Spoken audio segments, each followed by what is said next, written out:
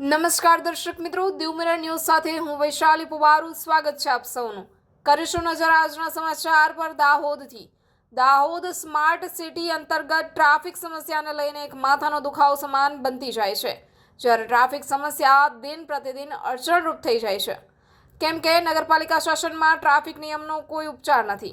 પથારાવાળા અને હાથ લારીઓવાળા જ્યાં દેખો ત્યાં આડેધડ લારીઓ ઊભી રાખી દે છે અને ટ્રાફિક નિયમનનો કોઈ ભાન હોતું નથી, કેમ કે વહીવટી તંત્રને દેખાતું નથી અને નગરપાલિકાને પણ દેખાતું નથી। નગરપાલિકાને સમસ્યા દેખાય ત્યારે દંડની પાવતી આપવામાં આવે છે અને પાવતીના નાણાં ક્યાં જાય છે તે ખબર નથી। આ એક લોક માંગ ઉઠી છે કે શું કરવું, ક્યારે સમસ્યાનો ઉકેલ આવે તે તો હવે જોવાનું જ રહ્યું। સંવાદદાતા દિનેશ પરમાર સાથે દીવ મિરર ન્યૂઝ દાહોદથી।